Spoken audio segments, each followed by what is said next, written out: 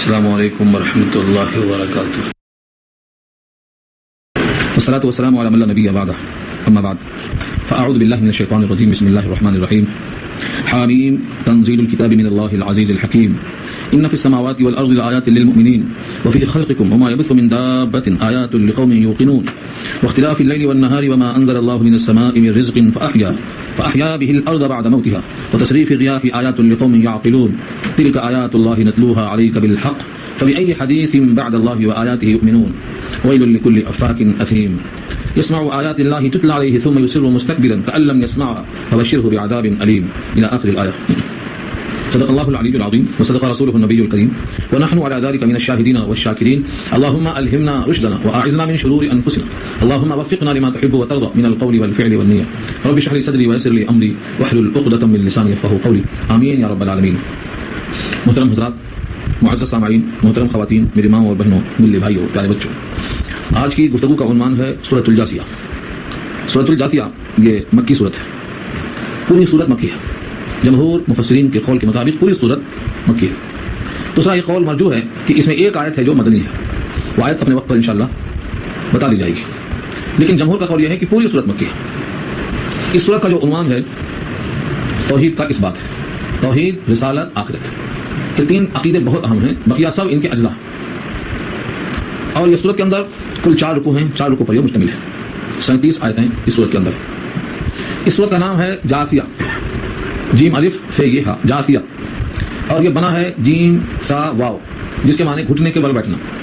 Whole جب طاری ہوتا ہے، ہیبت آتی ہے، خوف اور دہشت کے موقع پر انسان گھٹنوں کے بل اوندا پڑ جاتا ہے۔ جیسا واقعہ میں نے سنایا تھا، حضرت عمر رضی اللہ عنہ تورات پڑھ رہے تھے اور نبی صلی اللہ علیہ وسلم کو غصہ آ رہا تھا، حدیث طویل ہے، آپ سن چکے ہیں۔ جب حضرت ابو بکر صدیق رضی اللہ تعالیٰ عنہ نے کہا ویحک یا عمر، تم پر افسوس ہے، تم نبی کا چہرہ دیکھو، دیکھا تو غصہ اور جلال، چہرہ بالکل سرخ ہو رہا تھا۔ تو انہوں نے فوراً کیا کیا، گھٹنے کے بل بیٹھ کر، جس طرح آپ نماز میں بیٹھتے ہیں نا، 2 زانوں، اس طرح بیٹھ کر رضیت باللہ پڑھتے رہے جب تک کہ نبی صلی اللہ علیہ وسلم کا غصہ ٹھنڈا نہیں ہوگا۔ ایک بار 2 بار نہیں، مسلسل پڑھتے ہی رہے۔ مجھے اس واقعے میں دکھانا کیا ہے، جب آدمی پر ہیبت طاری ہوتی ہے تو گھٹنے کے بل آگے کی طرف جھک کر بیٹھ جاتا ہے۔ یہ قیامت میں ہر ہول والے کو، جن پر بھی ہول طاری ہوگا، جن میں ایمان کی کمی ہوگی، جو سزا کے واسطے مجرم بنائے جائیں گے، ان تمام کا یہ حال ہوگا کہ سب کے سب گھٹنوں کے بل اونھے پڑ جائیں گے۔ وترى كل امة جاثیہ، یہ آیت آ رہی ہے، اس میں یہ لفظ موجود ہے کہ آپ ہر امت کو دیکھیں گے کہ اوندھی گھٹنے کے بل پڑی ہوئی ہے۔ اسی وجہ سے سورت کا نام سورۃ الجاثیہ ہے۔ تو اس صورت کے اندر توحید، رسالت، آخرت اور آخرت کی ہولناکیوں کا تذکرہ آئے گا۔ یہ مضمون ہے، یہ عنوان ہے صورت کا۔ مختلف دلائل سے اللہ کی توحید کو ثابت کیا گیا ہے، کیونکہ جب بندہ توحید کو مان لے گا تو پھر توحید کے ذریعے سے جو کتاب آئی ہے اس کو مان لے گا، تو اس کے احکامات کو مان لے گا۔ لیکن جب تک بندہ توحید پر قائم نہ ہو، اس کا کوئی رخ صحیح نہیں، اس کا کوئی رخ صحیح نہیں۔ یہ ہے صورت کا نام، وجہ تسمیہ جسے کہتے ہیں۔ پہلا لفظ ہے حامیم، گزشتہ 10 میں بھی یہ لفظ آپ سن چکے ہیں، کئی مقامات پر آ چکا ہے۔ حامیم کے معنی اللہ کو معلوم ہے، یہ حروف مقطعات میں سے ہے، اور اس کے معنی کسی کو نہیں معلوم، صرف اللہ کو معلوم۔ اللہ عالم بمرادہ بذالک، اللہ ہی بہتر جانتے ہیں کہ اس سے ان کی کیا مراد ہے۔ لیکن اس پڑھنے پر بھی ہمیں اجر ہے، بغیر سمجھے بھی اس لفظ کے ادا کرنے پر بھی ہمیں 1 حرف پر 10 نیکی ملے گی، اور نماز میں پڑھیں گے تو 700 نیکی ملے گی۔ حامیم تنزیل الکتاب، تنزیل کے معنی اتارنا۔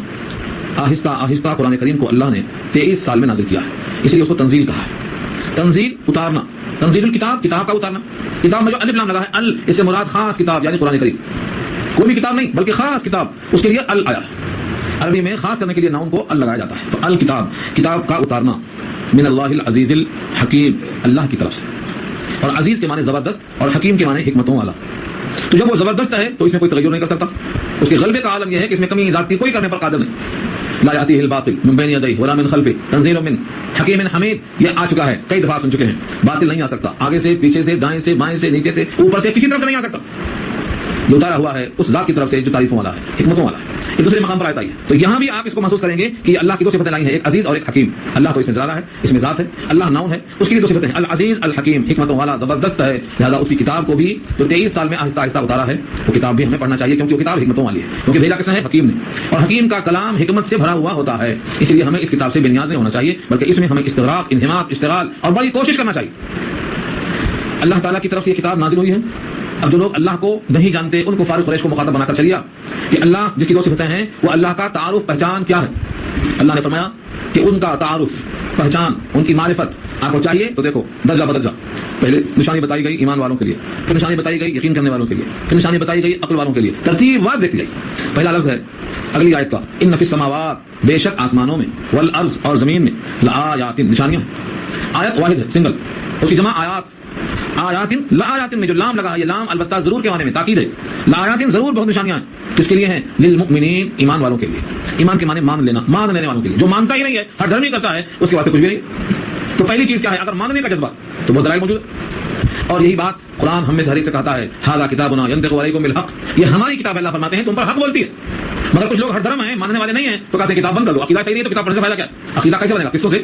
عقیدہ بنتا ہے قرآن سے، اور قرآن کو بند کر دیں گے، عقیدہ کیسے بن جائے گا؟ قصے جھوٹے، کہانیاں جھوٹی، من گھڑت داستان، فرضی واقعات، ان سے نہیں بنتا عقیدہ۔ جس کتاب سے عقیدہ بننا ہے اسی کتاب کو بند کرنے کا حکم مل گیا، تو کتاب پر ایمان کیسے آئے گا؟ عقیدہ کیسے بنے گا؟ عقیدہ عقد سے بنا ہے، عقد کے معنی گرا، یعنی وہ بات جو دل میں بٹھا لی جائے ہمیشہ کے لیے، اس کو عقیدہ کہتے ہیں۔ اتنی پختہ بات بھلا جھوٹے قصوں سے مل سکتی ہے، فرضی داستان سے مل سکتی ہے، گڑی ہوئی کہانیوں سے مل سکتی ہے، ناولوں سے مل سکتی ہے، ہم سنتے ہوئے آئے ہیں ان سے مل سکتی ہے۔ ایسی پکی بات جو گرا لگا کر رکھی جائے دماغ میں، عقل میں، فہم میں، وہ قرآن سے ہی مل سکتی ہے، اور اس کتاب کو ہم نے کھولا ہی نہیں، تو ہمارا عقیدہ صحیح کیسے ہو سکتا ہے؟ قرآن کریم نے یہاں پر یہ واضح کر دیا ہے کہ نشانیاں تو ہیں زمین میں آسمان میں بہت ہیں، لیکن ان کے لیے ہیں جو یقین کرنے والے، مان لینے والے، ماننا شرط ہے۔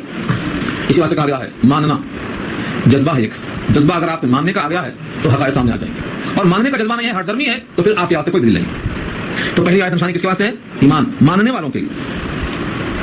وفی خلقکم، اور تمہاری تخلیق میں، وفی خلقکم، خلق مانے تخلیق، اور کم مانے تم، وفی خلقکم، اور تمہارے بنانے میں، تمہاری تخلیق میں بھی نشانی ہے۔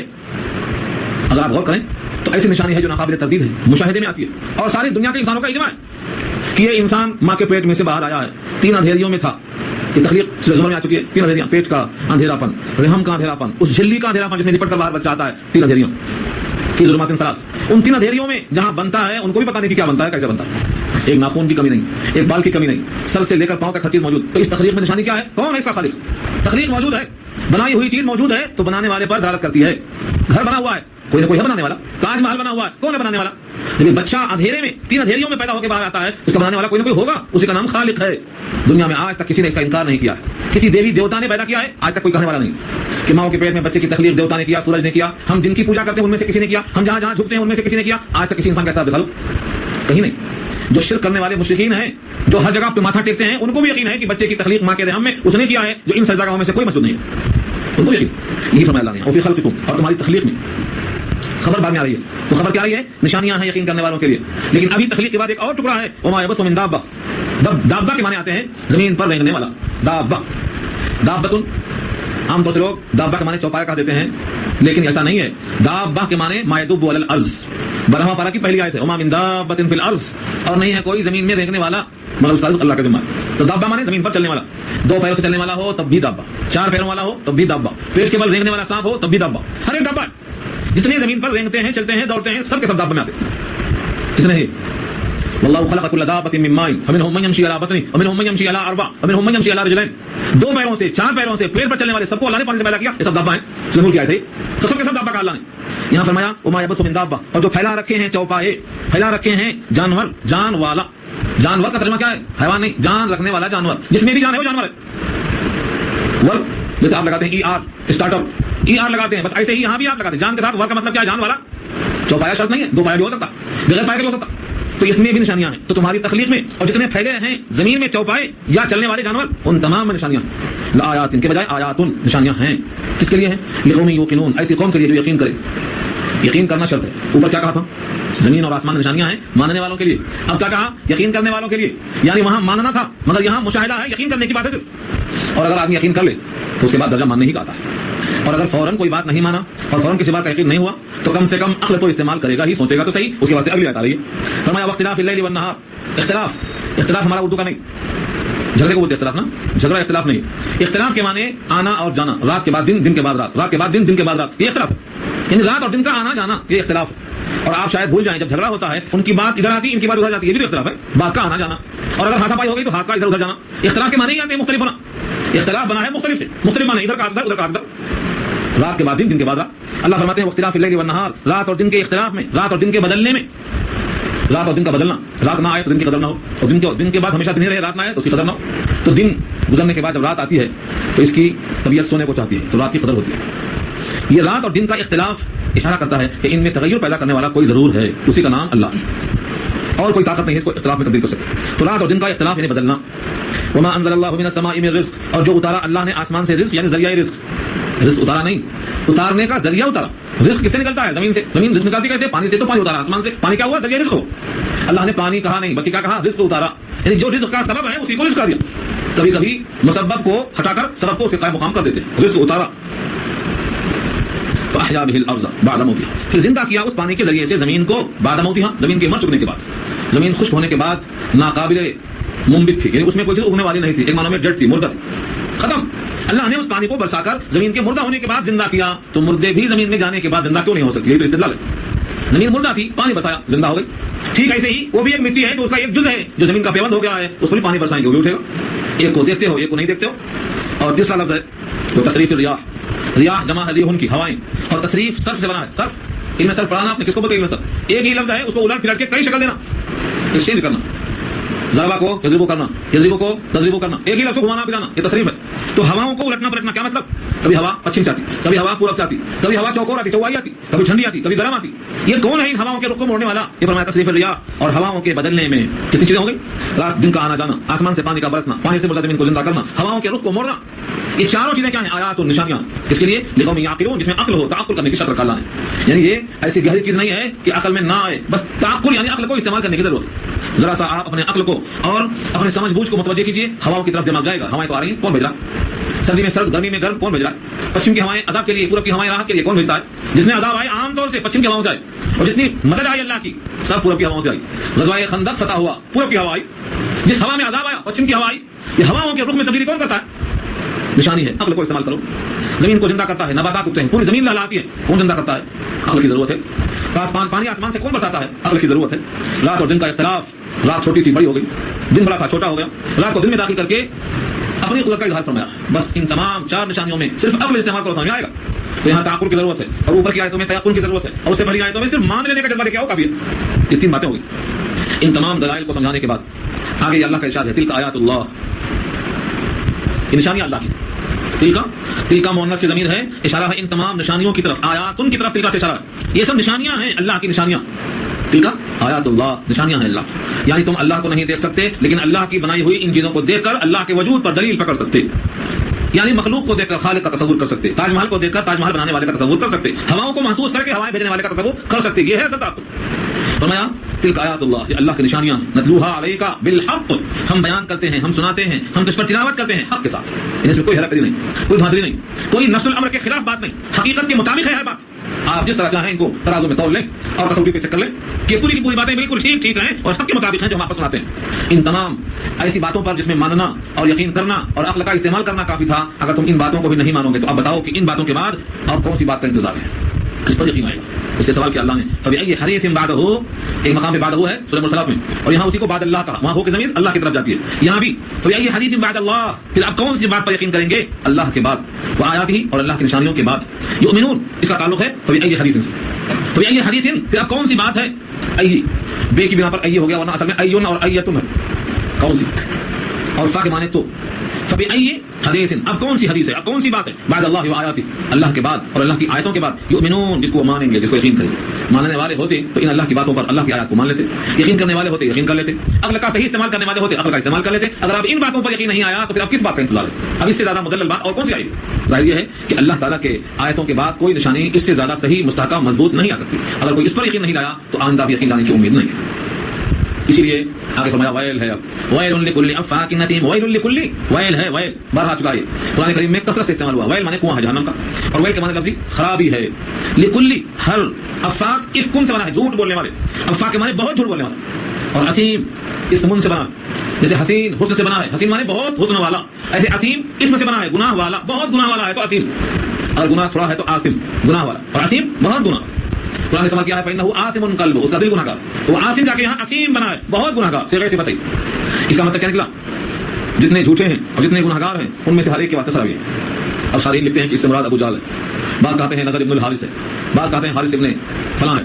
مختلف نام بتائے ہیں صارحین نے, لیکن لفظ کل بتا رہا ہے کہ جو بھی بہت جھوٹا ہو اور جو بھی بہت گناہگار ہو, ہر ایسے جھوٹے اور گناہگار کے واسطے ویل ہے.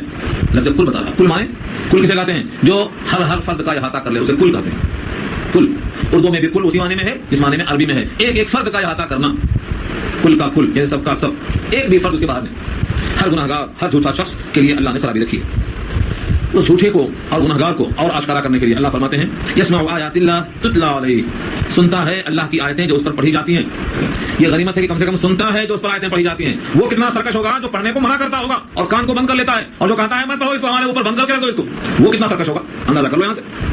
یہاں تو اس کا ذکر کیا اللہ نے جو سنتا ہے, سن کے غرور کرتا ہے, اور جو غرور کی خاطر سنتا ہی نہیں ہے, سننے کی مخالفت کرتا ہے, اس کے واسطے کیا خیال ہے. اللہ نے خود فرمایا اسمعوا آیات اللہ, سنتا ہے اللہ کی آیتیں, تتلا علیہ, تلاوت کی جاتی ہیں اس پر, ثم یصر, پھر اصرار کرتا ہے, ضد کرتا ہے, اڑ جاتا ہے, مستكبرا, تکبر کرتے ہوئے, غرور کرتے ہوئے, اپنے ہی بات پہ اڑا ہوا ہے, کأن لم يسمعها, ایسا اڑا ہوا ہے جیسے سنا ہی نہیں جیسے, یعنی اللہ کا حکم نہیں سنا, ایسا اپنی بات پہ اڑا ہوا ہے. یہ کس کی مثال دی اللہ نے؟ گنہگار کی. یہ گنہگار ہے جو اللہ کی آیتوں کو تو سنتا ہے جو اس پر پڑھی جاتی ہیں, پھر بھی ضد کرتے ہوئے اپنے غرور کی وجہ سے ایسا ہے گویا سنا ہی نہیں, ہم سنی کر دیتا, یہ گنہگار ہے. تو سوچو صحیح وہ کتنا بڑا گنہگار ہے جو قرآن کو سننے سے اور قرآن کو کھولنے سے اور قرآن کو پڑھنے سے تکلیف محسوس کرتا ہے اور بند کرانے کی فکر کرتا ہے. وہ کتنا مجرم ہوگا اللہ کی نگاہ میں. اللہ فرماتے ہیں ٹھیک ہے اس کو بشارت دے دو, فبشرہ, اس کو بشارت دے دو. لفظ بشارت بطور طنز کے ہے. ہاں آگے فرمایا بعذاب علیم, ایسا عذاب جو المناک ہے, دردناک ہے, کربناک ہے, بشارت دے دو. خوشخبری ہے یہ اس کے لیے, عذاب کی خوشخبری ہو سکتی ہے کیا؟ یہ تو طنز ہے کہ اس نے بھی اپنے کبر کی وجہ سے, اپنے ضد کی وجہ سے آیتوں کو سن کر انسنی کر دیا تھا, اسی واسطے یہ خوشخبری سنے گا, لیکن خوشخبری اچھی چیزوں کی نہیں سنے گا, المناک عذاب کی سنے گا. یہ سزا. قرآن سن کر ضد کرنا, قرآن سن کر تکبر کرنا, قرآن سن کر انسنی کر دینا, جب یہ جرم ہے تو قرآن کی مخالفت کرتے ہوئے اسے کھولنے نہ دینا, یہ کتنا بڑا جرم. بشارت ہے ان کے واسطے. کیا بشارت ہے؟ المناک عذاب. ایک مقام پہ مطالبہ آیا کہ قرآن کریم کا درس بند کرا دو. کیوں؟ عقیدہ ہی صحیح نہیں ہے تو قرآن کے درس سے فائدہ کیا؟ یعنی کہ عقیدہ قرآن سے ہٹ کے بنا رہے گا تو قرآن سننے سے فائدہ ہوگا. اور ہمارا یہ استدلال ہے کہ عقیدہ قرآن سے ہی بنتا ہے, اور اگر عقیدہ آپ کا بنا ہوا ہے قرآن سے ہٹ کر ہے تو عقیدہ باطل ہے. عقیدہ وہ صحیح ہوتا ہے جو قرآن کے موافقت میں ہوتا ہے. قرآن کے مخالفت میں عقیدہ بنا ہوا ہے تو عقیدہ ہی باطل ہے, کیونکہ عقیدہ ان باتوں کو کہا جاتا ہے جو گرہ میں ڈال دی جائے زندگی بھر کے لیے, اور ایسی پختہ بات قرآن میں ہی ملتی ہے. وَإِذَا عَلِمَ مِنْ آيَاتِنَا شَيْئًا اتَّخَذَهَا هُزُوًا, یہ ان کافروں کے لیے جو قرآن کی آیتیں سنتے تھے اس کا مذاق اڑاتے تھے. وَإِذَا عَلِمَ, اور جب جان لیا, خبر پائی, علمہ کے معنی جانا, یعنی معلوم ہوا, اطلاع ملی, من آیاتنا, ہماری آیتوں میں سے, شیئن, کچھ بھی, ایک آیت, دو آیت, تین آیت, کوئی بات معلوم ہو گئی, کیا کرتے؟ اتخذها ہزوا, تو اس آیت کو بنا لیتے مذاق کا ذریعہ. ہزوا, ایسا مذاق کرتے کہ آپ کو اندازہ نہیں ہے. نبی صلی اللہ علیہ وسلم نے ایک پتھر پہ پھاوڑا مارا, چٹان پھوٹ گئی, غزوہ خندق ہوتے ہوئے. آپ نے کہا میں نے ان چٹانوں میں جو روشنی نکلی ہے کسرا اور کیسر کے محلات کو فتح کرتے ہوئے دیکھا ہے. یہ بات پہنچ گئی, مذاق شروع ہو گیا. مکے میں دیکھا, ڈر کے مارے خندق ہو گئے, کھانے کو فاقہ ہو رہا ہے, اور کسرا کے خواب دیکھ رہے ہیں بیٹھ کے. یہ ہے مذاق. ایسا مذاق کرتے تھے. قرآن کریم کی جب بھی کوئی آیت آتی تو ایسا مذاق اڑاتے تھے, اور یہ مذاق اڑانے والے آج بھی دوسری شکل میں موجود ہیں. ہاں موجود.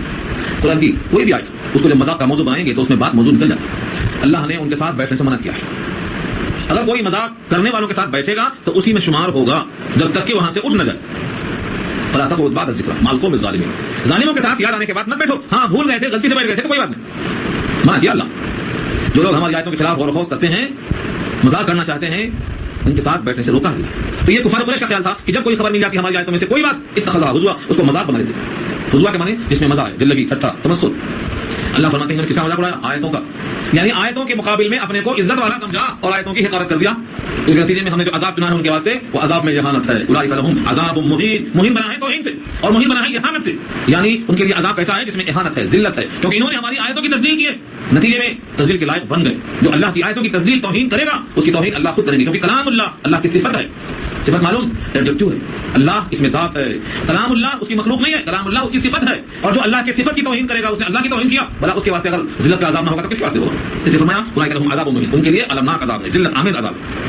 یہ عذاب دنیا میں بھی ہوا, اور دنیا میں عذاب سے آگے بڑھے تو اس کے پیچھے کیا ہے؟ من ورائہم جہنم, ان کے پیچھے جہنم. لفظ ورا, وراء الورا, پیچھے سے پیچھے. وراء کے معنی پیچھے کے آتے, بہائنڈ, لیکن کبھی کبھی وراء کے معنی سامنے کے بھی آتے. یہاں دونوں معنی کا امکان ہے, لیکن اکثر شارحین نے یہاں پر وراء کے معنی ترجمہ کیا سامنے. من ورائہم جہنم, دنیا کا یہ عذاب ہے اور ان کے سامنے, یعنی مرتے ہی ان کے سامنے کیا ہے؟ جہنم آگے ہوگی. اور اگر کہیں گے وراء کے معنی پیچھے تو معلوم ہوگا یہ دنیا ہے اور دنیا کے پیچھے جو آنے والا دن ہے وہ جہنم. تو من ورائہم جہنم, ان کے لیے جہنم ہے, تو یہ ان کے دوزخ ہے, یعنی ان کے بعد دوزخ. اس جہنم میں جانے کے بعد یہ خیال آ سکتا ہے کہ میرے پاس بڑے نوکر چاکر تھے, بڑی فوج تھی, بڑا لشکر تھا, بڑے بینک بیلنس تھے, میں بڑا رئیس تھا, میری بات مانی جاتی تھی, میں مقتدی اور پیشوا تھا, یہ سب میرے کام میں آ جائیں گے. اللہ نے ان تمام کی دھلائی کر دی, ایک ایک چیز کی نفی کر دی, اور فرمایا وَلَا يُغْنِي عَنْهُم مَّا كَسَبُوا شَيْئًا, اور نہیں کام میں آئے گا ان کے جو کچھ انہوں نے کمایا کچھ بھی. شیئن, کچھ بھی. ایک تو شے کے معنی کچھ کہتے ہیں, پھر اوپر سے تنوین ہے, دو زبر, شیئن, تنوین برائے تنکیر, کسی طرح کچھ بھی کام میں نہیں آئیں جو کچھ انہوں نے کمایا. کیا کمایا ہے؟ مال, دولت, عزت, شہرت, اولاد, جو بھی کچھ کمایا ہے ان میں سے کوئی چیز ان کے کام میں نہیں آئی.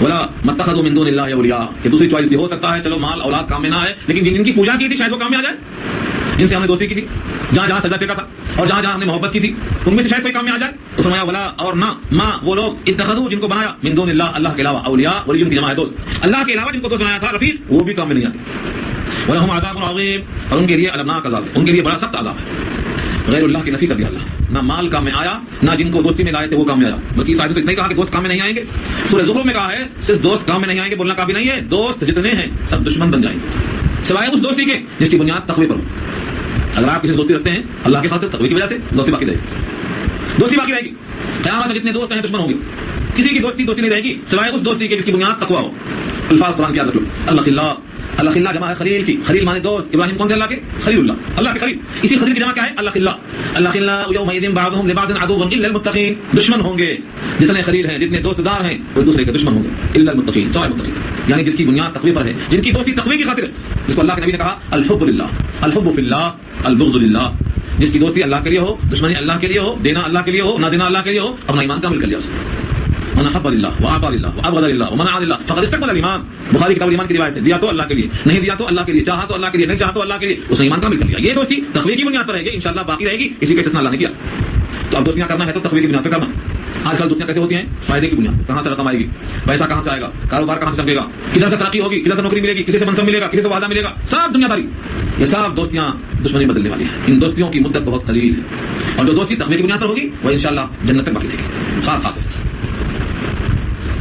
تو جن لوگوں نے مال کمایا ان کے مال ان کے کام میں نہیں آئیں گے جن سے دوستیاں کی تھی اللہ کے سوا وہ بھی کام میں نہیں آئیں گے ان کے واسطے بڑا عذاب ہوگا یہ ساری باتیں کہا رب کریم فرماتے ہیں ہاذا خدا یہ ہدایت ہے یہ رہنمائی ہے یہ گائیڈنس ہے یہ سمجھانا ہے یہ سجھاؤ ہے میری بات ہو گئی جیسے کوئی نصیحت کرنے والا نصیحت کر کے کیا بولتا ہے بھائی میری بات پوری ہو گئی اب تمہارا کام ہے ویسے اللہ نے کہا ہاذا خدا اور خدا پہ اسٹاف ہے جی ہاذا خدا کے معنی یہ سجھاؤ ہے یہ ہماری طرف سے رہبری ہے تم جو مانگتے ہو اہدنا الصراط المستقیم اہدنا کہتے ہو یہ وہی خدا ہے اسے قبول کر لو اس کا نام عقیدہ ہے اس طرح سے اللہ تعالیٰ کی باتوں کو دماغ میں اٹھا لینا اس کو عقیدہ کہا جاتا ہے عقیدہ کا صحیح ہونا عقیدہ کا باطل ہونا قرآن سے تول کر دیکھنا موافقت میں قرآن کے صحیح قرآن کے خلاف ہے باطل عقیدے کا بطلان اس کے واسطے کافی تو ہاذا خدا یہ سجھاؤ ہے یہ رہنمائی ہے یہ ہماری طرف سے تمہارے لیے رہبری ہے والذین کفروا بآیات ربهم لهم عذاب من رجز علیم اور وہ لوگ جنہوں نے کفر کیا اپنے رب کی آیتوں کے ساتھ ان کے لیے عذاب ہے کیسا عذاب ہے دو صفت لائے من رجز علیم تو المناک بڑھا چکا ہے البتہ رجز سے پہلی مرتبہ نظر آتا ہے آپ کو رجز کے معنی ایسا عذاب جو سخت ہو جھنجھوڑ دینے والا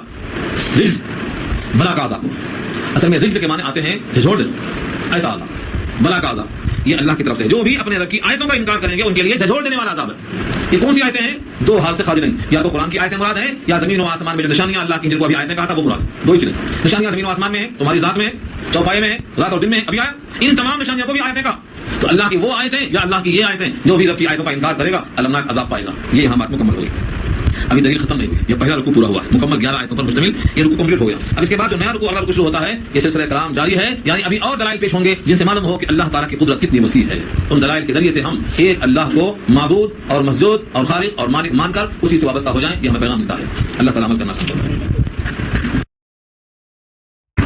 السلام علیکم ورحمۃ اللہ وبرکاتہ والصلاة والسلام على من لا نبي بعده أما بعد فأعوذ بالله من الشيطان الرجيم بسم الله الرحمن الرحيم الله الذي سخر لكم البحر لتجري الفلك فيه بأمره ولتبتغوا من فضله ولعلكم تشكرون وسخر لكم ما في السماوات وما في الأرض جميعا منه إن في ذلك لآيات لقوم يتفكرون إلى آخر الآية صدق الله العلي العظيم وصدق رسوله النبي الكريم ونحن على ذلك من الشاهدين والشاكرين اللهم ألهمنا رشدنا وأعذنا من شرور أنفسنا اللهم وفقنا لما تحب وترضى من القول والفعل والنية رب اشرح لي صدري ويسر لي أمري واحلل عقدة من لساني يفقهوا قولي آمين يا رب العالمين محترم حضرات معزز سامعین محترم خواتین علماء و بہنوں ملی بھائیوں آج کی گفتگو کا عنوان ہے 25واں پارہ سورہ جاثیہ آیت نمبر 12 سے یہ مضمون شروع ہو رہا ہے آیت نمبر 11 تک گزشتہ بات ہو چکی تھی گویا یہاں سے سورہ جاثیہ کا رکوع نمبر 2 شروع ہو رہا ہے اور پارے کا 18واں رکوع شروع ہو رہا ہے اوپر کی آیتوں میں یہ تذکرہ تھا کہ جو لوگ اللہ کی آیتوں کا انکار کرتے ہیں ان کے لیے دردناک عذاب ہے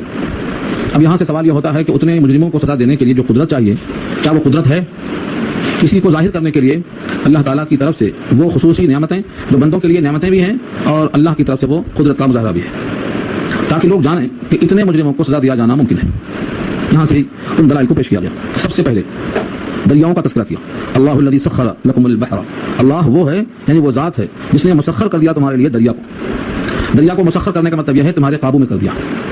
کیوں قابو میں کیا؟ لتجری الفلک فیہ، تاکہ تم چلاؤ کشتیاں اس میں، بامرہ، اس کے امر سے، یعنی اس کے حکم سے، وتبتغوا من فضلہ، اور تاکہ تم تلاش کرو اس کا فضل، ولعلکم تشکرون، اور تاکہ تم اس کا شکر ادا کرو، اس کا حق مانو. اس آیت میں بہت صاف اشارہ کر دیا کہ سمندروں میں تمہاری کشتی اللہ کی تسخیر سے چلتی ہے، ورنہ کشتی سیال پانی پر ٹھہر نہیں سکتی تھی. اور یہ مشاہدے میں ہے، کوئی کنکر پھینک کے دیکھو، 1 کلو لوہا پھینک کے دیکھو، پانی میں نیچے اتر جائے گا، لیکن اتنے وزندار سامان اس کے اوپر لاتے جاتے ہیں، لیکن وہ کشتی پانی پر رکی رہتی ہے، اندر پانی کو پھاڑ کر نیچے اتر جانے کے بجائے چلتی ہے. یہ صرف اللہ کی تسخیر ہے. پانی سیال ہے، رقیق ہے، پتلا ہے، اس پر کشتی کا وزن کس چیز پر رکا ہوا ہے؟ صرف اللہ کی قدرت کا حکم ہے اس پانی کے لیے کہ تم پھٹنا نہیں ہے، تمہیں اس کشتی کو چلنے کا موقع دینا، جس میں اللہ کی قدرت ہے. تجری الفلک فیہ بامرہ، تاکہ تم چلاؤ کشتیاں اس میں اللہ کے حکم سے. کشتیاں چلانا اس میں بندے کے لیے نفع ہے. کتنے منافع ہیں تو ان تمام کا تذکرہ یہاں پر نہیں کیا گیا، لیکن ایک کا ذکر کیا خاص طور سے، اور وہ یہ ہے لتبتغوا من فضلہ، تلاش کرو اللہ کا فضل. فضل قرآن کریم میں جہاں جہاں استعمال ہوا ہے، امام قرطبی کی رائے یہ ہے کہ اس سے مراد رزق تلاش کرنا ہے. جتنے بھی کشتیوں کے ذریعے سے سامان پہنچائے جاتے ہیں یہ سب تجارت کے اسباب ہوتے ہیں. کثرت کے ساتھ مال تجارت کو اس پر رکھ کر منتقل کیا جاتا ہے، اور اگر وہ کشتیاں سامان لے کر نہ جائیں تو تم ان کو پہنچانے پر مشقت محسوس کرو گے دوسرے ذرائع سے. اللہ بشق الانفس، سورہ نحل میں آیا ہے. تم اپنی جان کو مشقت میں ڈالو گے تب جا کے سامان اتنا پہنچا سکتے ہو جو سامان بڑے سکون سے لے کر تم جاتے ہو. اگر یہ فضل تلاش کرنا ہے رزق کے لیے تب، اور اگر اس کو مطلب رکھا جائے تو کشتیوں کا چلانا، سمندر کا ہمارے لیے مسخر کرنا، اور اللہ کے حکم سے ان سمندری چیزوں کا جو منافع ہے اس کو استعمال کرنا. شارحین لکھتے ہیں جتنے معدنیات کے ذخائر ہیں اتنا خشکیوں پر بھی موجود نہیں ہے جتنا سمندروں میں موجود ہے. اسی لیے جدید تحقیق سے بات پتہ چلتی ہے کہ سمندروں میں اللہ تعالیٰ نے منافع بہت رکھے. موگا اور مرجان کا نکلنا اور دیگر معدنیات کا نکلنا یہ سب سمندری منافع ہے، یہ سب سمندر کے مسخر کرنے کا نتیجہ ہے. تو یہاں 2 باتیں معلوم ہوئی، ایک تو سمندر کا مسخر کرنا اللہ کی قدرت ہے، دوسرے بندوں پر مہربانی ہے. تیسرے اس بات کی دلیل ہے کہ جو اس سمندر پر اپنا قبضہ رکھتا ہے وہ اس کے ذریعے سے تم پر اپنی قدرت کا مظاہرہ کر سکتا ہے، یعنی تم کو بھی عذاب دے سکتا ہے. جو کفر کرنے والے ہیں ان کے واسطے دھمکی اور تہدید ہے. صرف پانی پر چلنے والی کشتیاں ہی نہیں بلکہ اس کے بعد عمومی بحث آئی، وسخر لکم ما فی السماوات وما فی الارض، اور مسخر کر دیا تمہارے لیے، یعنی تمہارے کام میں لگا دیا جو کچھ آسمانوں میں ہے اور جو کچھ زمین میں ہے، جمیعاً سب کا سب منہ، اپنی طرف سے. مسخر کرنے کا مطلب جب لوگ سنتے ہیں تو یہ سمجھتے ہیں کہ ہمارے حکم سے دریا میں پانی آئے اور ہمارے حکم سے سورج نکلے اور ڈوبے تو ہمارے تابع ہے. اگر وہ اپنی مرضی سے ڈوبتا ہے اور نکلتا ہے اور چلتا ہے تو ہمارے تابع کہاں ہوا؟ اسی واسطے ترجمہ کیا ہے تمہارے کام میں لگا دیا. مسخر کا مطلب یہ نہیں ہے کہ جتنے انسان ہیں ان تمام کے ماتحت کر دیا گیا، کیونکہ نظام درہم برہم ہو جاتا. کوئی چاہتا کہ اب بارش ہو، کوئی چاہتا کہ سورج کی دھوپ تیز ہو، کوئی چاہتا کہ دھوپ نہ نکلے، تو مختلف قسم کی خواہشیں ہوتی. تو مسخر کرنے کا مطلب یہ نہیں ہے حکمت اور مصالح کے خلاف تھا بندوں کے ماتحت کرنا، لیکن اس کے نفع کو اللہ نے بندوں کے لیے خاص کر دیا. یہ مسخر کرنے کا مطلب ہے. وسخر لکم ما فی السماوات وما فی الارض، اور مسخر یعنی کام میں لگا دیا ہے تمہارے جو کچھ آسمانوں میں ہے اور جو کچھ زمین میں ہے اپنی طرف سے، سب کا سب. ان فی ذلک، بے شک اس میں نشانیاں ہیں، لآیات، اگر ایک نشانی ہے تو آیت، اور نشانیاں کئی ہیں تو آیات. لقوم یتفکرون، ایسی قوم کے واسطے جو تفکر کرتے ہیں، جو دھیان دیتے ہیں. اگر دھیان نہ دیں تو یہ کوئی خاص بات نہیں ہے، اور اگر توجہ کریں، تفکر کریں، سوچیں، وچار کریں تو بہت بڑی بات ہے. سورج کا مسخر کرنا، زمین آسمان کا تابع ہونا، دریاؤں میں کشتیوں کا چلنا، سوچیں تو یہ بہت بڑی قدرت کی چیز، نشانیاں ہیں اللہ کی. اور اگر نہ غور و فکر کریں تو کوئی تفکر نہیں ہے، گزر جائیں گے غفلت میں ہم. یہاں سے خاص پیرائے میں مومن کے لیے خصوصی حکم دیا ہے. اس آیت کے بارے میں 2 شان نزول ہیں. ایک کا اشارہ ہے کہ یہ آیت مکی ہے، اور دوسرا واقعہ بتاتا ہے کہ یہ مدنی ہے. پہلے آیت دیکھیں. قل، آپ کہہ دیجیے، للذین آمنوا، ان لوگوں سے جو ایمان لے آئے، یغفروا، مغفرت کریں، یعنی درگزر کریں، کیونکہ مغفرت کرنا اللہ کا کام ہے، لیکن جب بندوں سے کہا جائے گا مغفرت کریں تو مطلب بخش دیں، معاف کر دیں، درگزر کر دیں. للذین لا یرجون ایام اللہ، ان لوگوں کو جو امید نہیں رکھتے اللہ کے ایام کی. ایام اللہ ایک مخصوص اصطلاح ہے، اللہ کے دن. اگر یہ ایام اللہ سے مراد دنیا میں گزرے ہوئے اہم واقعات، یہ بعض دفعہ مراد ہوتے ہیں، اور ایام اللہ سے مراد جو قیامت میں اہم واقعات پیش آئیں گے وہ مراد ہوتے ہیں. یہاں دوسرے معنی مراد دیے گئے کہ جو آئندہ قیامت میں اہم واقعات پیش آئیں گے ان ایام اللہ کو یہ لوگ نہیں مانتے، ان کو وہاں پر کوئی امید نہیں ہے. ایسے لوگوں کو آپ درگزر کر دیں. بما کانوا یکسبون، اس وجہ سے کہ جو وہ کماتے ہیں، جو وہ کرتوت کرتے ہیں. اگر لفظوں کو چھوڑ کر آپ دیکھیں تو مفہوم کیا نکلا؟ ایمان والوں سے کہہ دو کہ جو آخرت کی امید نہیں رکھتے ان کو درگزر کر دیں ان کے کرتوت کی وجہ سے. یہ ہے اس کا مفہوم. اس سے کون مراد ہے؟ جو واقعہ زیادہ مشہور ہے جس کی بنیاد پر اس کو مکی کہا گیا، کسی مشرک نے حضرت عمر کو کچھ برا بلا کہہ دیا، دشنام ترازی کی. آپ نے ارادہ کر لیا کہ اس کو سزا دیں گے، اس کا انتقام لیں گے. انتقام لینے کے لیے تلوار لے کے نکلنا ہی چاہ رہے تھے کہ یہ آیت نازل ہوئی کہ جو لوگ اللہ کی آیتوں پر اور آخرت کے دن پر یقین نہیں رکھتے، ایمان والوں کو چاہیے کہ ان کو درگزر کر دیں. اس لیے درگزر کر دیں کہ ان کے کفر کی سزاؤں کا صحیح محمل اور صحیح مقام جہنم ہے جو پہلے طے شدہ ہے. وہ بڑی سزائیں ملنے والی ہیں ان کو. چھوٹی سزائیں دے کر کے ان کو عادت بنانے کے بجائے ان کو چھوڑ دینا بہتر ہے، تاکہ اچانک بڑی سزائیں ان کو ملیں گی تو سختیاں زیادہ محسوس ہوں گی. یہ مجرم ہے، چھوٹی سزاؤں پر ان کو مواخذہ نہیں کرنا. تو ایک واقعہ یہ مکے کا ہے، اس بنیاد پر لوگوں نے اس کو مکی صورت کہا ہے اور اس کو مکی بتایا ہے. لیکن جن لوگوں نے مکی قرار دیا ہے پوری صورت کو، ان کی بھی رائے یہ ہے کہ ایک آیت یہ مدنی ہے. اس میں واقعہ یہ ہے کہ غزوہ بنی المستلق، جس کا نام غزوہ مریسی بھی ہے. مریسی ایک کنواں ہے، اس کنویں کے پاس یہ غزوہ ہوا تھا، اسی واسطے اس کا نام غزوہ مریسی بھی ہے. اور مقام وہاں پر جو علاقہ ہے اس کا نام المستلق تھا یا قبیلے کا نام مستلق تھا، اس واسطے اس کا نام غزوہ بنی المستلق بھی ہے۔ وہاں سے یہ لڑکے لوٹ کے صحابہ آ رہے تھے، اور ظاہر کہ اگر یہ واقعہ ہے تو پھر یہ واقعہ تو مدینے کا ہے، لہٰذا یہ مدینے آئی تھی، لوٹ کے آ رہے تھے۔ ایک کنواں تھا، اس پر حضرت عمر کا ایک غلام متعین تھا، اور اس نے کسی کو پانی بھرنے نہیں دیا، اور یہ کہا کہ جب تک ابو بکر و عمر کی مشکیزیں نہیں بھر جائیں گے تب تک ٹھہرو۔ اس طرح ٹھہرا دیا اس نے۔ ایک منافق کا غلام پانی بھرنے آیا، اس کو تاخیر ہوئی، تو تھا عبداللہ ابن ابی بن سلول۔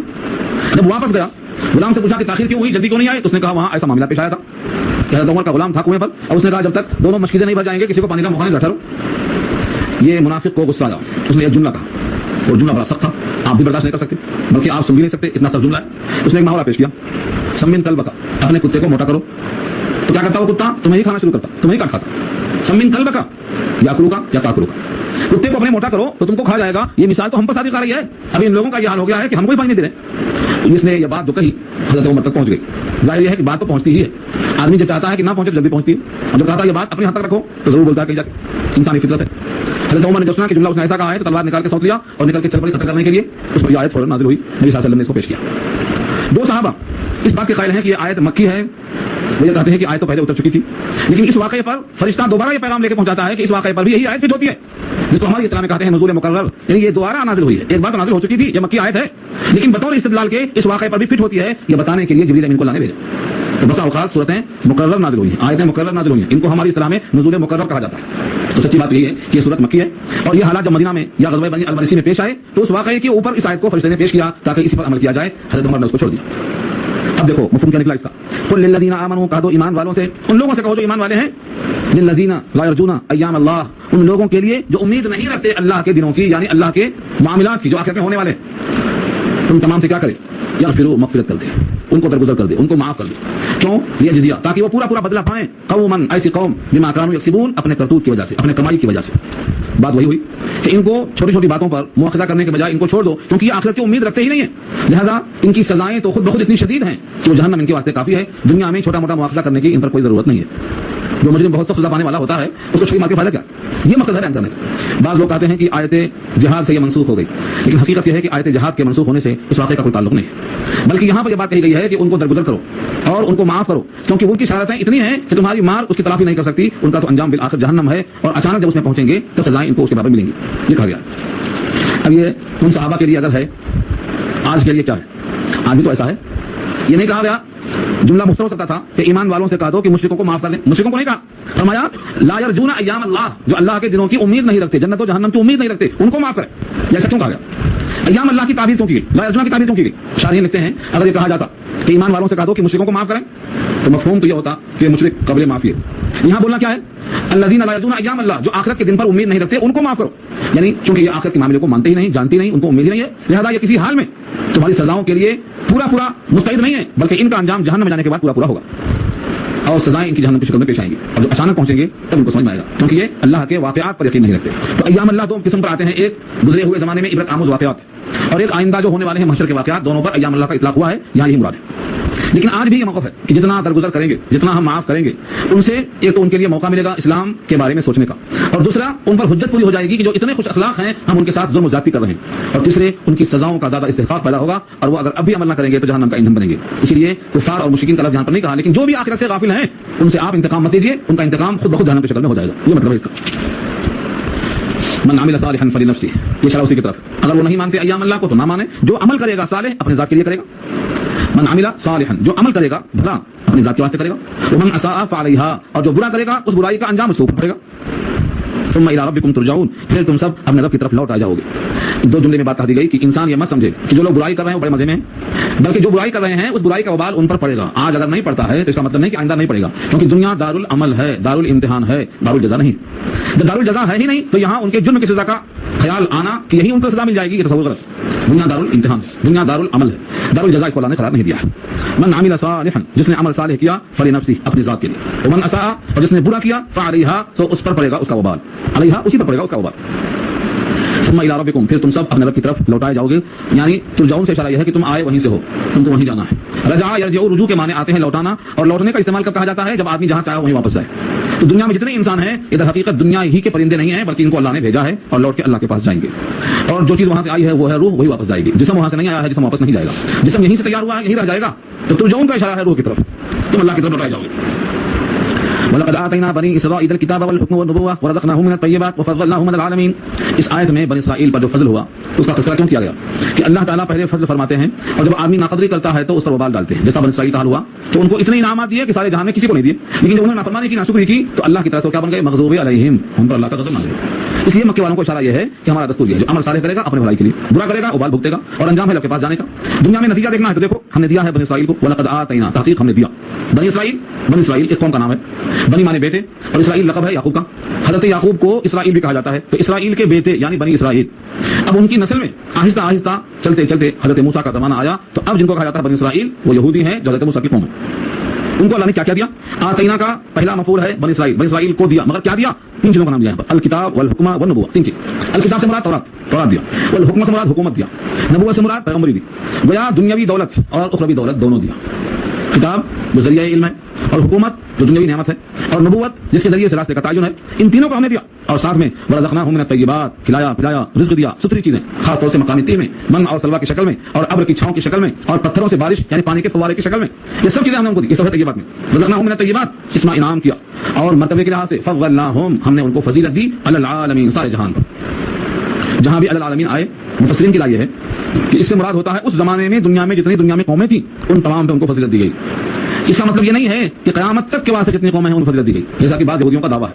اور اہل قرآن یہاں سے استدلال کرتے ہیں, وہ کہتے ہیں کہ یہودیوں کو مسلمانوں پر فضیلت دی گئی اس آیت کی وجہ سے.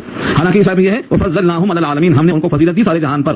تو یہ جو فضیلت دی تھی تو وہ زمانہ صحابہ تورات پر عمل کرنے کا تھا, ان کے ساتھ ساتھ چلنے کا تھا. لیکن اب قرآن کریم کے نازل ہونے کے بعد تو اللہ نے کہا دیا مغضوب علیہم کا یہ مصداق ہے.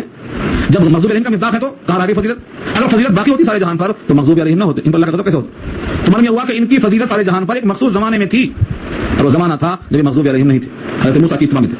جب انہوں نے تورات کو محرف کر دیا, چینج کر دیا, اور بغاوت کر دیا, دھوکہ دہی شروع کر دیا, الفاظ کو بدلنا شروع کر دیا, تو بجائے فضیلت کے اللہ کا غضب ان کو حاصل ہوا. یہ ہے باؤ بغضب, وباؤ بغضب من اللہ. تو اس مسلمانوں پر ان کی فضیلت ثابت نہیں ہوتی. اس سے تو میں کہا جاتا وفضلناہم علی العالمین الی یوم القیامہ, قیامت تک کے واسطے کہا جاتا, جیسا کہ بعض آیتوں میں نصارہ کے واسطے بعض موقف کا ذکر کیا گیا ہے. وآتیناہم بینات من الامر, اور دیا ہم نے ان کو کھلی کھلی باتیں دین کی. بینات کے معنی کھلی باتیں, اور من الامر سے مراد دین کی باتیں, امر شریعت مراد ہے. امر کے معنی معاملہ, دین کا معاملہ, تو دین کی کھلی کھلی باتیں ہم نے ان کو دی. فمختلفوا, بس انہوں نے اختلاف نہیں کیا, پھوٹ نہیں ڈالی, الا مگر من بعد ما جاءہم العلم, بعد اس کے کہ ان کے پاس آ چکا ہے علم. علم آنے کے بعد اختلاف کیا ہے. کیوں؟ علم آنے کے بعد تو عمل چاہیے, تورات کے بعد تو عمل چاہیے, لیکن علم کے بعد اختلاف کیوں کیا؟ اللہ فرماتے ہیں بغیم بینہم, ضدم ضدی. بغیم سرکشی, بغاوت سے بغیم ہے, اور بغاوت کے معنی حکم کے خلاف چلنا. تو بغیم بینہم, آپس کی ضد کی وجہ سے انہوں نے علم کے بعد بھی اختلاف کیا, اور اس اختلاف پر فیصلہ قیامت میں اللہ کریں گے. ان ربک یقضی بینہم یوم القیامہ, بے شک آپ کا رب فیصلہ کرے گا ان کے درمیان قیامت کے دن. فیما کانوا فیہ یختلفون, ان تمام باتوں میں جس میں وہ جھگڑا کرتے تھے. جتنے جھگڑے ہیں ان کا حقیقی فیصلہ تو قیامت میں ہوگا کہ حق پر کون ہے. مثلا یہ کہ حق پر کون ہے, آج بہت سے یہودی بحث کرتے ہیں, نبی صلی اللہ علیہ وسلم کے زمانے میں بھی بحث کرتے تھے, اور آج بھی عیسائی لے کے پھرتے ہیں. تو کون زیادہ فضیلت والا ہے, کون حق پر ہے, ان تمام باتوں کا فیصلہ جہاں جہاں جھگڑے کی بات ہے اللہ فیصلہ کریں گے. اب رہا تسلی, نبی صلی اللہ علیہ وسلم سے خطاب براہ راست ہوتا ہے, ثم جعلناک علی شریعۃ من الامر, پھر تجھ کو ہم نے رکھا ہے ایک شریعت پر دین کے کام میں سے. نبی صلی اللہ علیہ وسلم سے براہ راست خطاب ہو رہا ہے. ثم کے معنی پھر, ان تمام کے تحریف کے بعد, جعلناک, ہم نے آپ کو رکھا, علی شریعۃ, ایک شریعت پر, ایک طریقے پر, ایک راستے پر, من الامر, دین کے, فاتبعھا, آپ اسی کی اتباع کیجیے. نبی صلی اللہ علیہ وسلم کا جو دین ہے, جو شریعت ہے, اللہ فرماتے ہیں ہم نے آپ کو رکھا ہے ایک خاص شریعت پر. مطلب یہ جو ڈگر چلی آ رہی ہے پہلے سے, اس سے الگ تھلگ کچھ نیا راستہ آپ کو دیا گیا ہے. یہاں رک کر آپ کو یہ بات جاننا پڑے گا کہ اصول اسلام تین چیزیں ہیں. یہ تینوں آدم سے لے کر آج تک سب کی متفق رہی ہیں. وہ تین چیزیں کیا ہیں؟ توحید, رسالت, آخرت. ہر نبی کے لیے مشترک تھی توحید, رسالت اور آخرت. ان میں کسی نبی کا اختلاف نہیں ہے, ہر زمانے میں یہ تین چیزیں بنائی رہی ہیں. اب رہا ان تین سے ہٹ کر شریعت, اس کو کہتے ہیں جزوی مسائل. نمازیں کتنی پڑھیں, کیسے پڑھیں, روزے کتنے رکھیں, کتنی زکات پڑھیں, زکاتوں کی کیفیت کیا ہو, حج کسے کہتے ہیں, حج کیسا کریں, حج کے ارکان کیا ہیں. تو جو جزوی چیزیں ہیں یہ ہر شریعت میں حالات کے لحاظ سے بدلتی گئی, ہر لحاظ سے. یہاں وہی مراد ہے. ثم جعلناک علی شریعۃ من الامر, دین میں سے ایک خاص راستے پر ہم نے آپ کو رکھا ہے, فاتبعھا, آپ اسی کی اتباع کیجیے. تو وہاں لکھتے ہیں نبی صلی اللہ علیہ وسلم کی شریعت ایک خاص ڈگر پہ ہے. اصولوں کے علاوہ جب دیکھیں گے ہم جزئیات میں, مثلا سجدہ تعظیمی پہلے تھا. یوسف علیہ السلام نے سجدہ تعظیمی اپنے آپ کو دیکھا کہ ان کے باپ اور ان کی ماں اور ان کے 11 بھائی سجدہ کر رہے ہیں, اور سجدہ حقیقت میں کیا, خواہ کی تعبیر ہوئی. لیکن سجدہ تعظیمی مصطفیٰ کی شریعت میں کینسل ہو گیا. کیا یہ جزوی مسئلہ. ایک مثال دیا میں نے, قرآن کریم کے ذریعے سے اور احادیث کے ذریعے سے اگر مسئلے کو کینسل کر دیا گیا تو صاف مسئلہ. ہاں, سابقہ شریعت کا کوئی مسئلہ قرآن اور حدیث میں آئے اور بطور تعریف کے آئے اور اس کو منسوخ نہ کیا جائے, اور قرینے سے معلوم ہو کہ اسلام کی تحسین اور تعریف کی گئی ہے, تو وہ امت کے لیے واجب العمل ہوگا. جیسے حضرت موسیٰ علیہ السلام کا داڑھی پکڑ کے کھینچنا حضرت ہارون کا داڑھی کے بال اور سر کے بال کھینچا. آخر میں یہ نہیں کہا کہ یہ داڑھی اور سر کے بال ان کے لیے خاص تھے، بلکہ اللہ تعالیٰ نے سورہ انعام میں کہا یہ سارے انبیاء ہیں، تمہیں ان کی نقل کرنا ہے. فبہداہ مقتدی اولئک الذین ھداھم اللہ فبہداہ مقتدی، یہ وہ لوگ ہیں جن کو اللہ نے ہدایت دیا ہے، تم ان کی ہدایت کی اقتدا کرو. اس سے معلوم ہوا کہ سابقہ شریعت کے جو اعمال کا ذکر قرآن و حدیث میں آئے اور اس کی تعریف کی جائے تو وہ ہمارے لیے واجب العمل ہوتے ہیں، اور اگر اس پر نکیر کر دی گئی یا کہہ دیا گیا کہ یہ منسوخ ہیں تو منسوخ ہو جائیں گے. اور اگر نہ بھی کہا جائے لیکن اصولوں سے ٹکراؤ ہوتا ہو، جیسے مثال کے طور پر نبی صلی اللہ علیہ وسلم نے ایک مرتبہ تذکرہ فرمایا بنی اسرائیل کا ایک واقعہ سنایا اور کہا ایک شخص کفن چور تھا، کفن چورایا کرتا تھا، نباش. جب اس کی مرنے کا وقت آیا تو اس نے کہا دیکھو میں اللہ کے عذاب کی تاب نہیں لا سکتا، میں بڑا مجرم ہوں، یقیناً مجھے سزا ہوگی، تم لوگ کیا کرنا مجھے جلا دینا، جلانے کے بعد جب کوئلہ ہو جائے تو پیس دینا، اور پیسنے کے بعد اس کے بورے بنا کر باریک باریک سمندر کے کنارے چلے جانا، تیز ہوا آئے تو اس میں اڑا دینا، ہواؤں میں اڑ کر پانی میں مل کر میں ایسا فنا ہو جاؤں گا کہ میرا پتہ نہ لگے گا، میں جہنم سے بچ جاؤں گا. وصیت کے مطابق ایسا کر دیا گیا. اللہ نے کہا کون حاضر ہو گیا، تم نے ایسا کیوں کیا پوچھا، اس نے کہا اللہ تیرے خوف سے. اللہ نے کہا تجھے اتنا میرا خوف ہے جا تجھے میں نے بخش دیا. یہ واقعہ نبی صلی اللہ علیہ وسلم نے بیان کیا بخاری میں، امام بخاری نقل کرتے ہیں. لیکن آج اگر کوئی کہے کہ مجھ کو جلا دینا، مجھ کو پیس دینا، میرے جنازہ نہیں پڑھنا، دریا کے حوالے کر دینا، تو وہ شخص وصیت کرنے والا مردود. کیوں؟ مصطفیٰ کی شریعت میں وہ کینسل ہے، اب نہیں چلے گا. تو دوسرے قرائن سے معلوم ہو گیا ہے. تو یہ ہمارے پاس واقعہ مذکور ہے اور تعریف کے مقام پر بھی ہے، لیکن دلیل سے معلوم ہو گیا ہے کہ ایسا حضور نے پسند نہیں کیا، لہٰذا ایسا ہم نہیں کر سکتے، ہمارے واسطے ایسی گنجائش نہیں ہے. میں نے ایک مثال دی، اس پر مثالیں دیا تو کئی واقعے ملتے ہیں بخاری میں آپ کو کہ جس کی ہمیں نقل نہیں کرنا ہے. کیوں نہیں نقل کرنا ہے؟ کیونکہ وہ دوسری امتوں کے لیے تھا، ہماری امت محمدیہ کے واسطے وہ چیزیں کینسلیشن میں آ گئی، منسوخ ہو چکی ہو. لہٰذا یہاں سے بات معلوم ہوئی کہ سابقہ شریعتوں پر عمل اسی وقت کیا جائے گا جب اس کی تعریف کی گئی ہو، ورنہ اس پر عمل نہیں کیا جائے گا. ایک مثال اور دے دوں، الزام قریب ہوتا آپ کے. ایک صاحب کا معمول تھا، قصہ بہت طویل ہے، اس کا نام ہے حدیث الغار. بخاری میں کم سے کم 3 دفعہ آئی ہے. حدیث الغار سے آئی ہے، اس کے 3 جز ہیں، میں ایک جز سناؤں گا، باقی 2 جز کہیں اور سن لیجیے گا کیونکہ بات اسی طرح نکل جائے گی. ایک صاحب کا معمول تھا کہ روزانہ بکریاں چرا کر گھر میں لاتے تھے اور دودھ نکال کر پہلے ماں کو پیش کرتے تھے، ان کے پینے کے بعد بچوں کو پلاتے تھے. اتفاق سے ایک دن لیٹ ہو گئے، اماں سو گئی، دودھ نکال کے لائے، اماں کو آنکھ لگ گئی، اب دودھ لیے کھڑا ہے، بچے پاؤں میں بلک رہے ہیں، بچے پاؤں میں رو رہے ہیں، بھوک سے تڑپ رہے ہیں، مگر رات بھر لیے کھڑا تھا. نہ اماں کی آنکھ کھلی، نہ اماں کو دودھ پلا سکا، نہ بچے ان کے بعد پینے کا موقع پا سکے، بچے بھوکے لگے، بیوی بھوکی لگ گئی. صبح ہو گئی. یہ 3 جز کا ایک جز سنا رہا ہوں آپ کو، 2 جز اور بھی. یہ شخص کا یہ عمل اللہ کو اتنا پسند آیا کہ غار کا جو منہ بند ہو گیا تھا، اس نے اس عمل کا واسطہ دے کر اللہ سے کہا اگر میرا یہ عمل آپ کے لیے ہے تو میں کر کھل جائے، تو بہتر اللہ نے کھول دیا. معلوم ہوا کہ اس کا یہ عمل محبوب ترین عمل تھا اللہ کے نگاہ میں. لیکن مولانا انور شاہ کشمیری فرمایا کرتے تھے اگر وہ شخص امت محمدیہ کا ہوتا تو اس پہ عذاب آتا.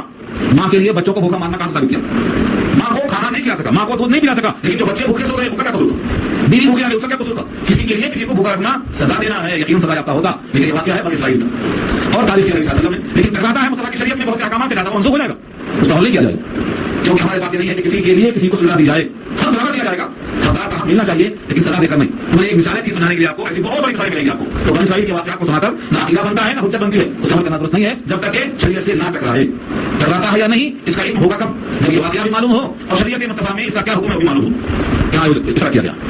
ثم جعلناك على شریعت من الامر، پھر بنایا ہم نے تجھ کو ایک شریعت پر امر میں سے، دین کے کام میں سے، فتبعها، سو اسی کی اتباع کرو جو ڈگر ہم نے آپ کو دیے. ولا تتبع اهواء الذين لا يعلمون، اور ان کی اتباع مت کرو، ان کی خواہشوں کی اتباع مت کرو جو لوگ نہیں جانتے. لا يعلمون کیا ہے؟ نہیں جانتے، نادان. اردو میں نادان بولتے ہیں، دانستہ کے معنی جاننا اور نہ جاننے کو نادان بولتے ہیں. تو نادان کے معنی نہ جاننے والے، جمع نادانوں. ہم سمجھتے ہیں نادان کے معنی بیوقوف کے ہوتے، نہیں، جس چیز کو نہیں جانا سو نادان ہے وہ. تو ترجمہ ہے لا يعلمون کا، جو لوگ نہیں جانتے ان کے خواہشوں کی اتباع مت کیجیے.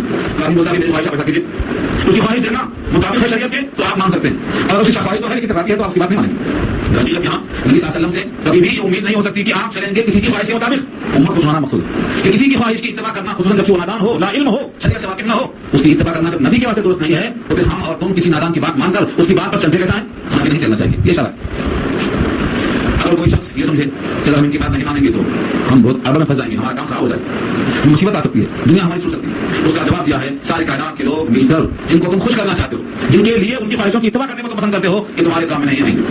انہم لن یغنوا عنک من اللہ شیئا، بے شک وہ ہرگز تمہارے کام میں نہیں آئیں گے اللہ کے سامنے کچھ بھی. جن کی لڑکے والے تم ان کی خواہشیں مانتے ہو اور جن کی خوف شریعت کو چھوڑ دیتے ہو، یہ تمہارے لیے نفع بن کر اللہ کے سامنے نہیں آ سکتے. آج بہت سے لوگ کراتے ہیں سورہ کے پاس آئیے، یخوفونک بالذین من دونہ، اللہ کے غیر سے کراتے ہیں آپ کو.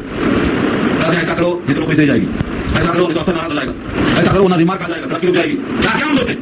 حقیقت یہ ہے کہ اگر ہم صحیح دیانتداری کے ساتھ اسلام پر قائم ہو کے عمل کریں تو آپ کی کوئی چیز رکنے والی نہیں ہے. اور اگر رک بھی گئی کسی وجہ سے تو اللہ سے خالی نہیں ہے. دنیا کے امتحان کی جگہ ہے. آپ کو اگر دیانتداری کے جرم میں پکڑا گیا ہے تو اللہ سے خالی نہیں ہے. وہ ہمارا اشارہ اسی کی طرف ہے کہ جن کی خواہشوں کو آپ قبول کر لیتے ہیں نادانی کے باوجود، جن کو کچھ نہیں معلوم کہ اللہ کا حکم کیا ہے، شریعت کا حکم کیا ہے، ان کی خواہشوں کو آپ مان لیتے ہیں، وہ آپ کے لیے کام نہیں آ سکتے. انہم، بے شک وہ، لن یغنوا عنک، نہیں کام میں آئیں گے تیرے من اللہ، اللہ کے سامنے شیئا کچھ بھی. وَإِنَّ الظَّالِمِينَ بَعْضُهُمْ أَوْلِيَاءُ بَعْضٍ، اور بے شک ظالم لوگ ان میں سے بعض کے دوست ہیں، بعض کے بعض دوست ہیں، رفیق ہیں، یہ دنیا کی حد تک ہیں، آخرت کی حد تک ہیں۔ ظالم کا ظالم دوست ہوتا ہے، چور کا چور دوست ہوتا ہے، لیکن کب تک؟ جب تک چوری کرنا ہے، بس۔ ڈاکو کا ڈاکو دوست ہے، کب تک؟ ڈکیتی کرنے تک، مطلب دنیا کے احوال تک۔ جتنی دوستیاں ہیں سب دشمنی میں تبدیل ہو جائیں گی، سوائے ایک دوستی کے جس کی بنیاد تقویٰ پر ہے۔ یہ سورہ زخرف 25 میں انشاءاللہ بحث آئے گی، آپ وہاں سن چکے ہیں کیا ہے۔ الاخلاء یومئذ بعضهم لبعض عدو الا المتقین، سارے دوست جتنے آپس میں دوستیاں کیے ہوئے ہیں اس دن دشمن ہو جائیں گے، عدو دشمن الا المتقین، سوائے متقیوں کے، جس کی دوستی تقویٰ کی بنیاد پر ہوگی وہ باقی رہے گی، باقی سب ختم ہو جائے گی۔ تو یہاں جو دوست ہیں ظالمین یہ دنیا کی حد تک ہیں۔ تو ظالم کا ولی اور ظالم کا کارساز اور ظالم کا رفیق کون ہے؟ ظالم ہے، اور اللہ کس کا رفیق ہے؟ واللہ ولی المتقین، اور اللہ متقیوں کا ولی ہے، اللہ متقیوں کا کارساز ہے۔ اور جس کا کارساز اللہ ہو اس کا کام بگڑ نہیں سکتا، اور اگر بطور ابتلا اور آزمائش کے کبھی بگڑ جائے تو اللہ سے خارج نہیں ہو سکتا۔ حدیث آتا ہے ظاہری جیب میں پیسہ ہے، دکان پہ دینے کے لیے بائیں ہاتھ میں جیب ڈالا اور دل میں خیال آیا کہ پیسہ نہیں ہے، پیسہ گر گیا، کافی مار دیا، پھر فوراً سے خیال آیا کہ شاید اس جیب میں ہو، ایک لمحے کا جو جھٹکا لگا، اللہ کے رسول فرماتے ہیں اس پر بھی اللہ نے اجر رکھا ہے۔ جب اتنے لمحے پر اجر رکھا ہے تو ہمارے ایمان کی بنیاد پر ہم ستایا جا رہا ہے، ہمارے اسلام کی بنیاد پر، ہمارے کلمے کی بنیاد پر، قرآن پر چلنے کی بنیاد پر، رسول اللہ کی شکل بنانے کی بنیاد پر، اسلامی لباس پہننے کی بنیاد پر ستایا جائے گا تو کیا یہ خالی رہے گا؟ کانٹا بھی چل جائے پیر میں اس پر بھی اجر رکھا ہے اللہ۔ جتنی تکلیفیں دی جائیں گی ایمان اور اسلام کے نام پر، یہ قیامت میں انشاءاللہ اجر سے خالی نہیں ہو سکتا۔ اور عظیمت کسی کا نام ہے، عظیمت کسی کا نام ہے، نصرت یہ ہے کہ آپ چینج ہو جاؤ، لیکن عظیمت یہ ہے کہ جو ہونا ہے ہو جاؤ، ہم تو اللہ کی خاطر جیئیں گے، اللہ کی خاطر مریں گے، یہ ہے عظیمت۔ واللہ ولی المتقین کا اشارہ کر دیا کہ اللہ متقیوں کا کارساز ہے، متقیوں کا دوست ہے، متقیوں کا رفیق ہے، لہذا متقیوں کا کام خراب نہیں ہو سکتا۔ ہاں بصائر للناس، یہ لوگوں کے لیے سجھاؤ کی بات ہے، یہ لوگوں کے لیے مشورہ نہیں ہے، بصیرت کی بات ہے اللہ کی طرف سے۔ ہاں بصائر للناس، لوگوں کے لیے بصائر ہے، اور بصائر جمع ہے بصیرت کی، اور بصیرت کہتے ہیں جب دل کی آنکھوں سے نظر آئے، سجھانا کس کو بولتے ہیں آپ؟ سجھاؤ ہے اللہ کی طرف سے، یہ سوچ کی باتیں ہیں لوگوں کے واسطے، ہدن اور ہدایت اور راہ اور رحمت اور رحمت، تین چیزیں بتا۔ تو اوپر بات کہی کہ اللہ متقیوں کا دوست ہے اور ظالمین کا دوست ظالم ہے، یہ بات ایسی ہے کہ لوگوں کے واسطے بصیرت کی چیز ہے، اور اس میں ہدایت ہے، اس میں رحمت ہے، مگر شرط کیا ہے؟ لقوم یوقنون، جس پہ یقین ہو کہ ہمیں اللہ کا اعزاز ہے، ہمیں یقین ہے وہ رہنمائی کرے گا، رحمت اور ہدایت اور ساتھ ساتھ سجھاؤ، یہ اللہ کی طرف سے متقیوں کے لیے۔ اس کے بعد ایک اہم سوال کیا ہے، سوال ہے لیکن حقیقت جس کا جواب واضح۔ سوال کیا اللہ کہ جن لوگوں نے گناہ کمائے ہیں کیا ان کا گمان یہ ہے کہ ہم ان کو ایمان والوں کی طرح کر دیں گے؟ ایک مجرم ہے اور ایک وفادار ہے، ایک غدار ہے، ایک ہمارا ماننے والا ہے، ایک ہماری مخالفت کرنے والا ہے، کیا دونوں کا انجام ایسا ہم کر دیں گے؟ دنیا میں انسان چوری کرتا، ڈکیتی مارتا، لوٹ حسود کرتا، دوسرا آدمی شریف ہے، فاقے میں ہے، حرام مال نہیں کھاتا، اگر اس کو سزا نہ ملے دنیا میں بھی عائش کرے اور آخرت میں بھی وہ بال سے بچ جائے تو کیا مطلب ہوگا؟ سمجھے گا یعنی کہ جو انسان کہتا ہے کہ چوری کرنا جرم ہے وہ دیوانہ ہوا، جرم ہے تو کہاں جرم ہے؟ دنیا میں تو مزے میں ہے اور وہاں پر کوئی مال نہیں ہے، چھوٹ جائے گا بغیر سزا کے، تو یہ کہنا کہ چوری کرنا جرم ہے، زنا کرنا جرم ہے، ڈکیتی جرم ہے، تو دیوانہ کی بات ہو جائے گی۔ اسی لیے یہ سمجھنا کہ مجرم اور غیر مجرم، غدار اور وفادار دونوں کا انجام جیسا ہوگا یہ غلط ہے۔ دنیا میں مجرموں کو سزا نہیں ملتی، بلکہ ہر مجرم جتنا شاطر ہوتا ہے اپنے جرم کو بچانے کے لیے اتنا ہی اچھے کھیل کھیلتا ہے۔ چور راستے سب سے زیادہ آسان چور راستہ کیا ہے؟ رشوت، رشوت دے کر انسان چھوٹ جاتا ہے۔ تو جس دنیا میں ساری کائنات کرپٹ ہو چکی ہے، جہاں پر سزائیں مجرموں کو نہیں مل سکتی ہیں، اگر کوئی ایسا دن نہ مقرر ہو جہاں سزا ان کو ملے گی تو ہمارا یہ ہوا کہ شریعت کا مطلب کچھ نہیں، اچھائی برائی کا مطلب کچھ نہیں، لوٹ اور گھسوٹ اور کمائی کا مطلب کچھ نہیں۔ یہ پڑھا لکھا انسان سال بھر میں جتنا کماتا ہے ایک ڈاکو ایک چور رات کے 1 گھنٹے میں کما لیتا ہے، تو کامیاب نکلا۔ اس طرح سوال کیا رب کریم نے کہ کیا ان کا گمان ہے یہ کہ مجرموں کو ہم کر دیں گے غیر مجرموں کی طرح؟ کیا ہو گیا؟ ان کا جینا مرنا دونوں برابر کیسے ہو سکتا ہے؟ دنیا میں یہ مجرموں کو آزادی سی ہے کہ دارالعمل ہے، دارالامتحان ہے، دارالجزا نہیں ہے۔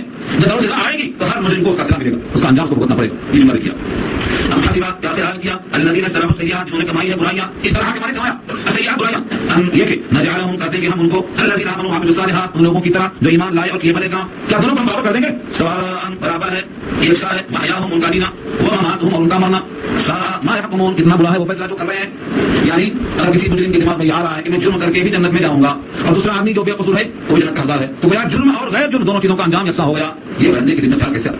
بین ہی مضمون سورہ قلم آ چکا 29 میں افا نجعل المسلمین کالمجرمین، کیا ہم کر دیں گے مسلم کو مجرم کی طرح؟ سوال کیا اللہ۔ ایک ہمیں سجدہ کرتا ہے، ایک سجدے سے بغاوت کرتا ہے، ایک آخرت کو مانتا ہے، آخرت کو نہیں مانتا، ایک حلال کھاتا ہے، ایک حرام کھاتا ہے، کیا دونوں کا انجام یکساں ہو جائے گا؟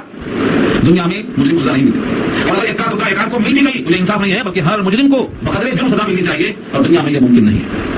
اور اس کا ایک دن ایسا اگر مقرر نہ مان لیا جائے کہ جہاں حساب کتاب برابر ہو جائے تو یہ کہنا کہ چوری جرم ہے، جھوٹ بولنا جرم ہے، ڈکیتی جرم ہے، یہ کہنا ایک قسم کا تماشا اور مذاق ہو جائے گا۔ اس لیے ایک دن ایسا ضرور ہے جس کا نام یوم الجزا ہے، یوم الحساب ہے، یوم الحسرت ہے، یوم الدین ہے۔ اللہ تعالیٰ نے اس دن کے واسطے فیصلہ رکھا ہے۔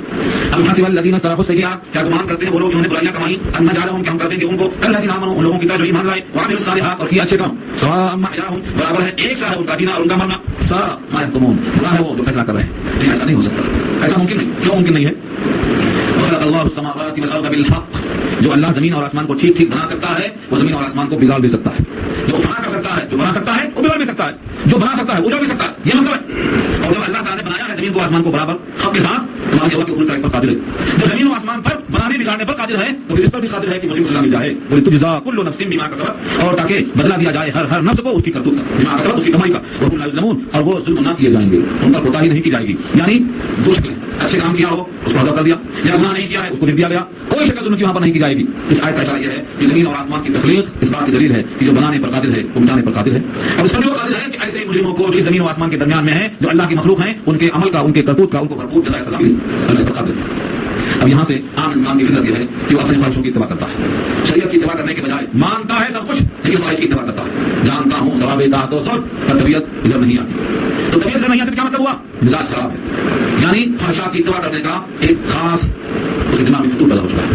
تو جس کو خواہشات کی اتباع کرنا ہے اس کا انجام کیسا ہوگا, اب یہاں سے مکمل بحث آئے گی کہ جو انسان اپنے خواہشات کی اتباع کرتا ہے در حقیقت وہ لا الہ الا اللہ کا قائل نہیں ہے, بلکہ وہ لا الہ کے بعد کیا کہتا ہے, الا النفس کہتا ہے. لا الہ الا اللہ نہیں کہتا, لا الہ الا النفس کہتا ہے. یہ آیت نمبر 23 سورہ جاثیہ کی بہت اہم ہے. یہاں سے انشاءاللہ ہم اگلا نظم شروع کریں گے. دعا کر لیجیے.